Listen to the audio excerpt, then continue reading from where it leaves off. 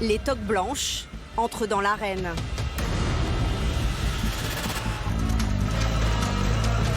Dans les tribunes, leurs supporters arborent les couleurs de 5 continents. Ils sont 24, entraînés depuis des mois, pour remporter le trophée le plus prestigieux du monde, le Bocuse d'Or. Un combat de chefs qui va durer des heures. Les Olympiades des fourneaux.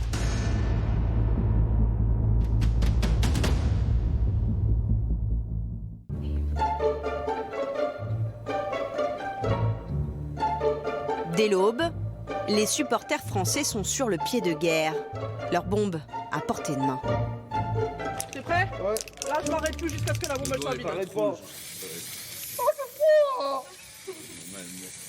Pas facile de se préparer dans l'obscurité.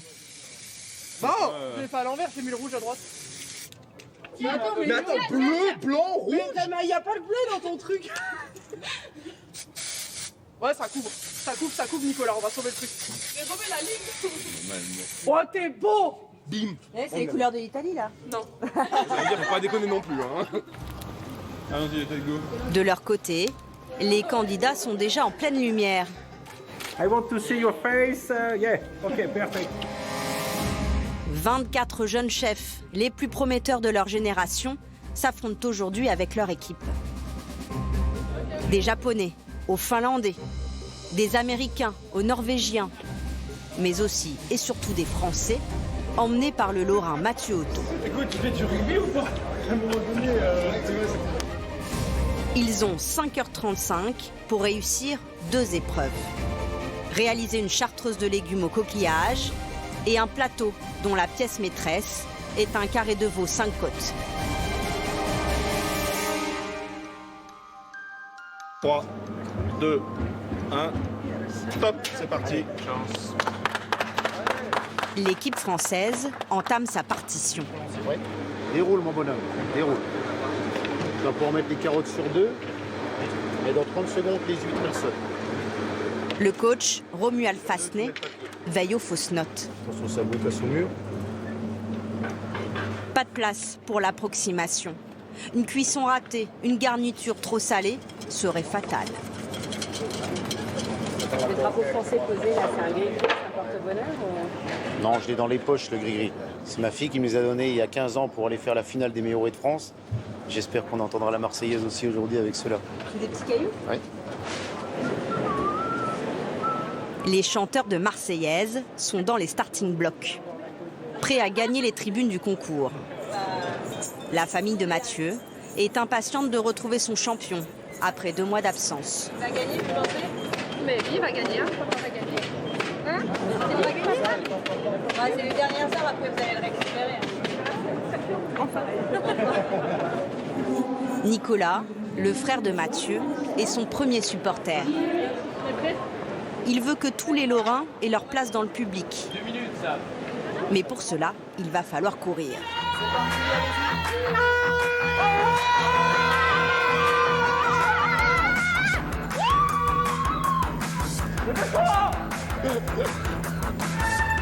C'est où ça, gauche? Est-ce que la team France est là? Les Français sont bien placés. Ils se sont juste fait doubler par les Japonais.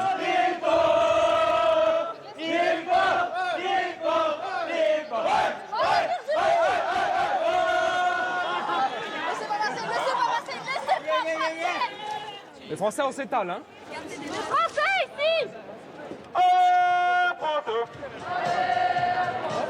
Bon, gardez un peu de voix pour après, hein. Alors, il a fait un signe. Et là, il est dans sa bulle, il est concentré. Je sais qu'il m'entend là-dedans. Il a l'air bien là? Ouais, il a l'air bien, non? Il a l'air bien. Ouais, il a l'air bien. Ouais, il est bien. En bas, quelqu'un d'autre surveille aussi si Mathieu Otto va bien. C'est Rosalie, sa coach mentale. Les gestes sont beaux, les fluides. Elle entend le coach. Non, impeccable. Tout va bien. Tout va très bien.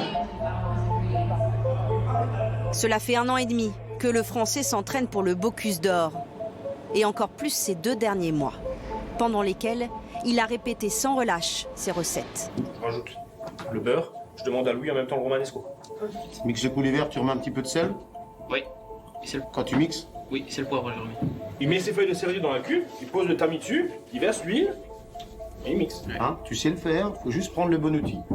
J'emporte-pièce également ma purée de carottes. Et là, je fais mon montage.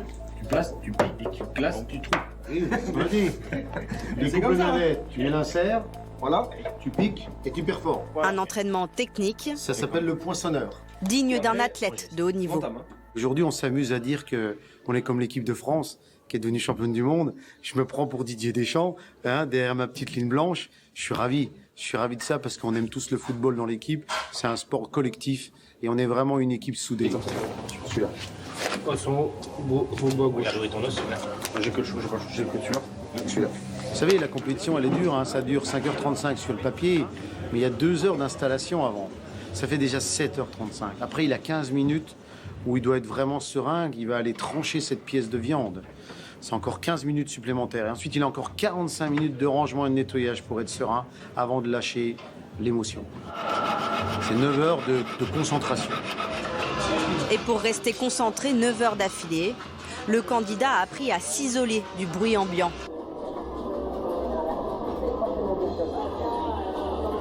De toute façon, on a un objectif, hein. Le but c'est d'aller jusqu'au bout et d'être carré surtout. Donc après, quand on a envie de réussir, il faut se donner les moyens de réussir.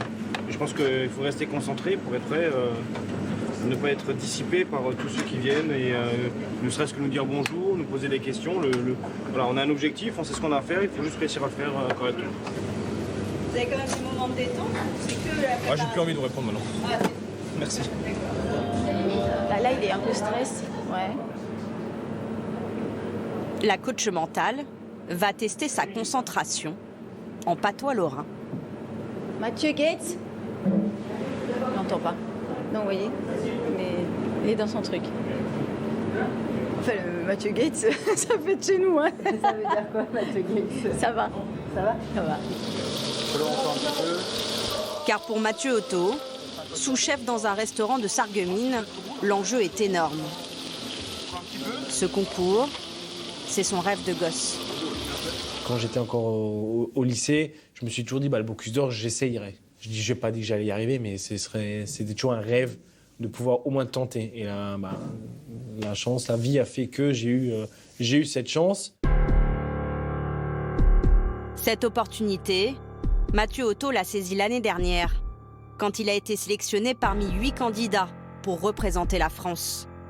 C'est un candidat qui revient et qui monte sur la première marche, Mathieu Otto. Gagner le Bocuse d'Or boosterait sa carrière. Ça vous fait grandir, ça vous fait gagner 10 ans, 15 ans d'expérience en un an. On fait que ça. Le Bocuse d'Or, il faut vraiment, vraiment avoir envie de le faire.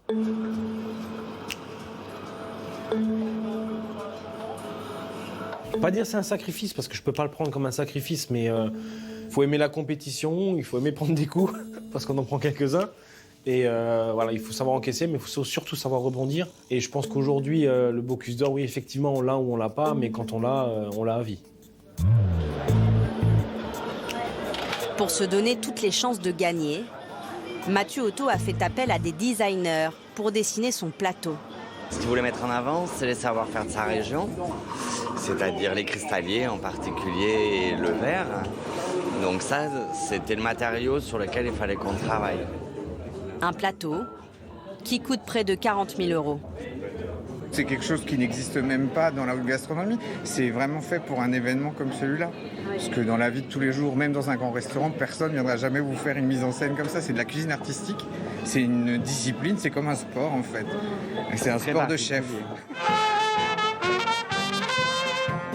Et tout bon sport a ses fanfares. Au Bocuse, c'est à celle qui fera le plus de bruit. Et à celui qui représentera le mieux le folklore de son pays.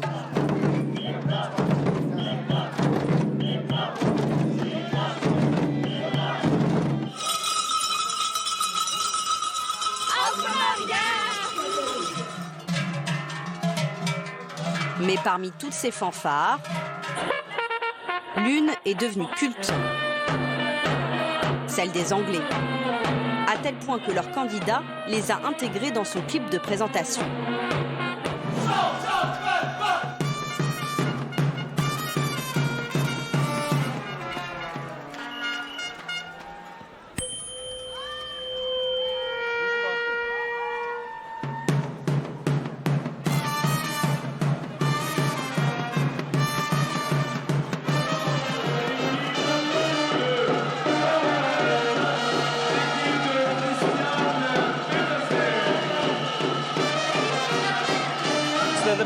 C'est la plus belle fanfare de la compétition. Ça me fait sentir tellement anglais. Ça aide vraiment.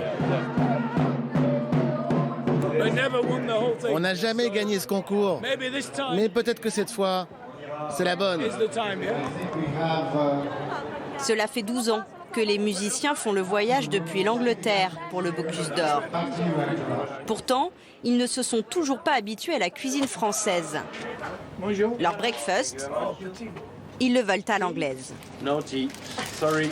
Coffee. No tea, pa. Espresso or espresso? Yeah. Scrambled eggs. You want? Yes. You want? Sounds very surprised. Why not? À la base, on les vend pas tout seul comme ça, mais on va le faire. Oui.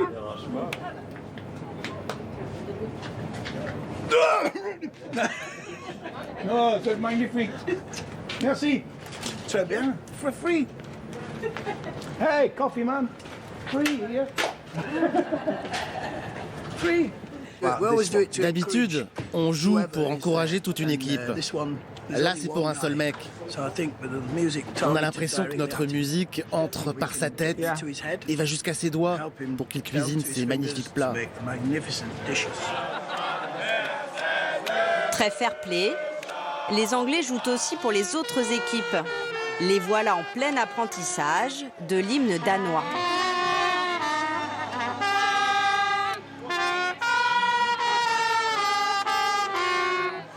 When do you do the real Brexit? Oh, as soon as we can. You have to stay. Who knows? Look at this fat guy.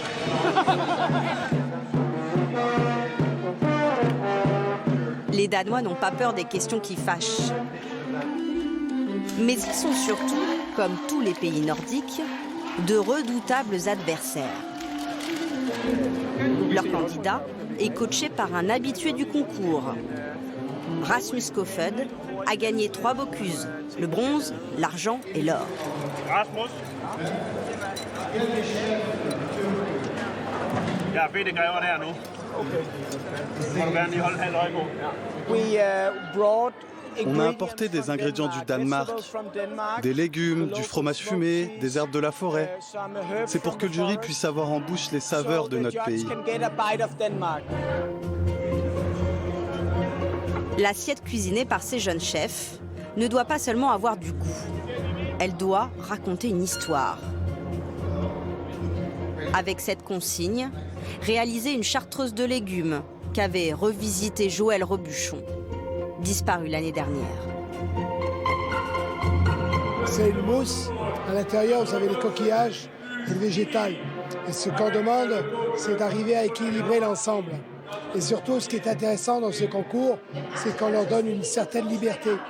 C'est-à-dire que la fameuse chartreuse traditionnelle, on va la voir de toutes les formes. Je pense qu'on va voir, chacun va y mettre un peu ses tripes et surtout son pays. La chartreuse, Mathieu voulait absolument rendre hommage à Joël Robuchon. Donc il est parti sur le chou-fleur, cresson, caviar, sauf qu'on a plus de caviar et plus de cresson. Mais en tous les cas, on a joué avec la forme d'un chou-fleur et on a joué avec son souci du détail et du dressage. Notre juge français, Michel Roth.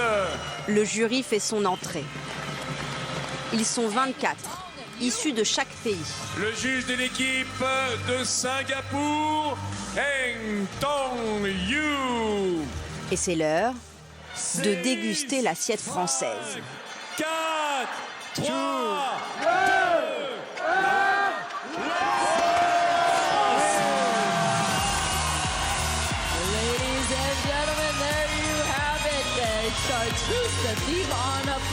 C'est tellement beau. C'est beau. C'est magnifique.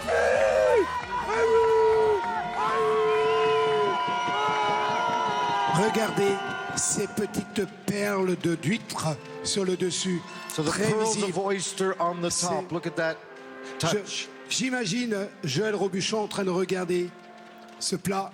Je pense qu'il serait très fier. Magnifique. T'as vu un peu? Est-ce que vous avez déjà vu ça? En perso pas. C'est, je dirais, un peu comme l'entrée du paradis comme ça. C'est la porte pour y aller.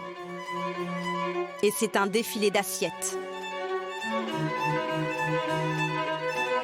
La chartreuse façon puzzle des Américains. La trèfle florale des Anglais. Et la verdoyante des Danois.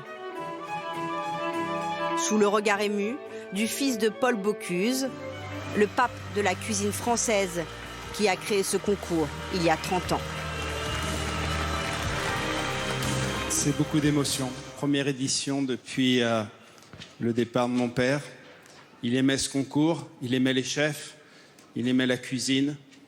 Et voilà, avoir ce monde qui a traversé les continents pour venir à Lyon, c'est le plus beau cadeau.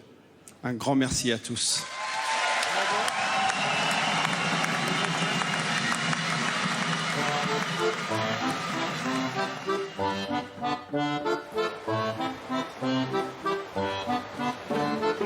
Paul Bocuse est mort il y a 1 an.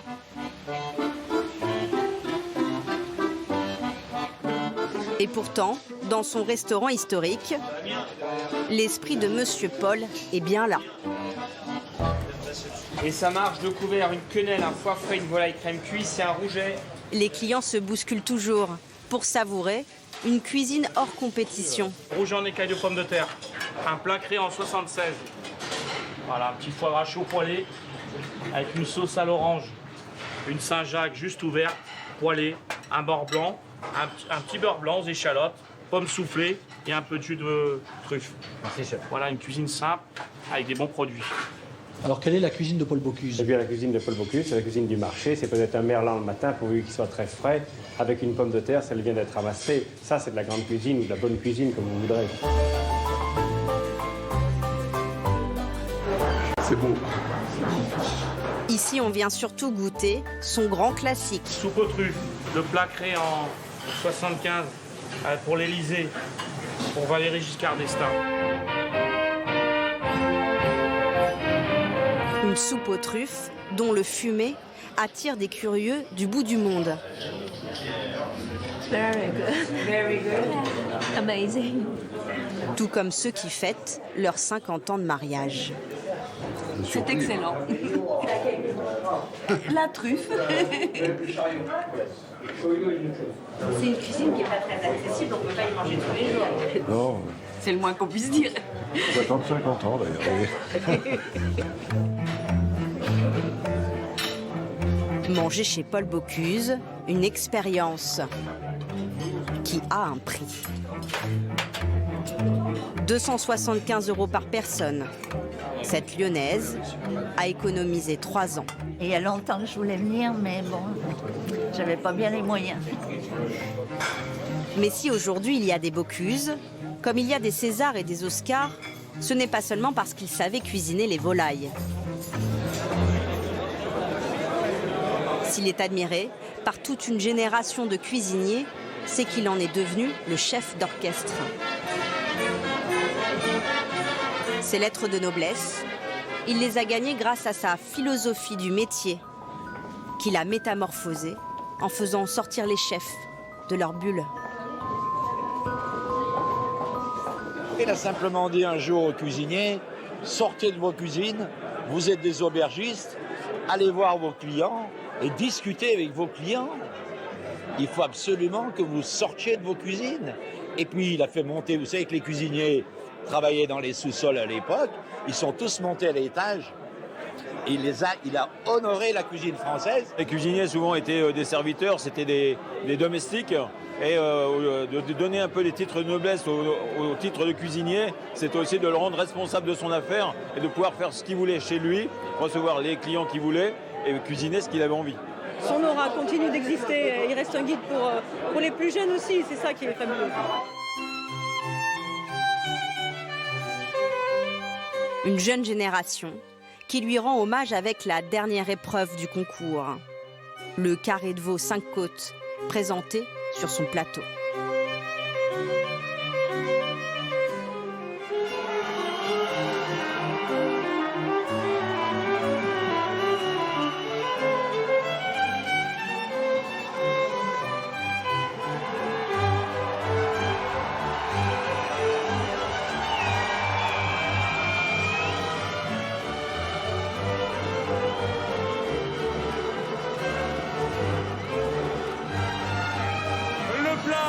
De carré de veau de la France.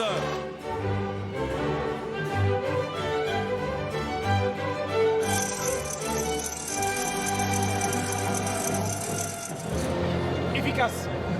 Mathieu Otto est venu à bout de ses 5 heures d'épreuve. Terminé. C'est bon, on y croit ou pas? Bah on y croit, je sais pas. Bah, vous pouvez toujours la préparer, ça fait toujours plaisir de l'entendre. Je pense qu'on a été bon partout. Après, les notes, c'est un concours. Hein. Il faut sensibiliser 24 jurys de pays différents. Un podium, vous espérez? Ah bien sûr, bien sûr, heureusement. Le Bocuse? Après on verra bien, mais bien sûr quand même, enfin, j'espère un podium. Pour Mathieu, il le mérite. Merci d'accueillir la France. Il faut patienter encore un peu avant de connaître le podium de ce Bocuse. Car le jury remet avant des prix spéciaux, meilleur commis, meilleure assiette. Et les Français veulent croire aux signes. Pour eux, un pays qui remporte un prix spécial ne monte pas sur le podium. The best commis is given to Denmark. Denmark.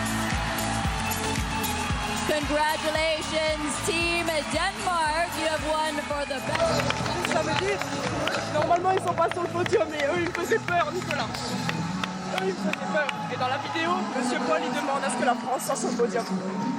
On va y être. Le clan français croit donc les Danois écartés. Mais il reste le prix de la meilleure assiette.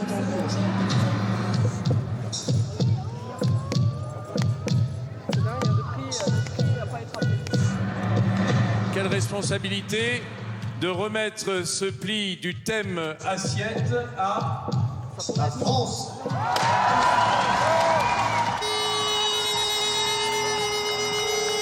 Un monde s'écroule pour les Français. Ils ne seront pas sur le podium.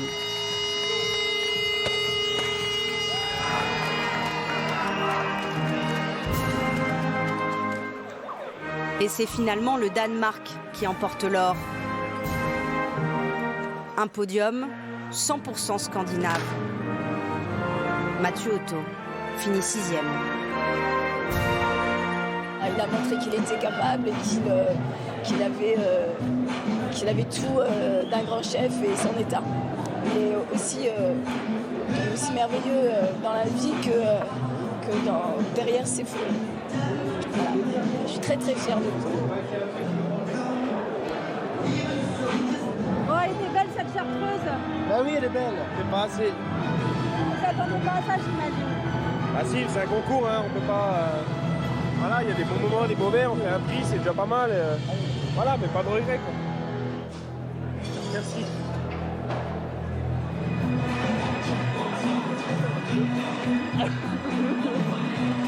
Le réconfort, les Français le trouveront dans les tribunes.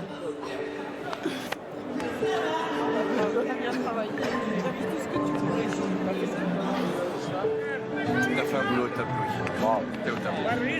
En tout cas pour moi, tu es mon Bocuse d'or. Ah bon, oh bah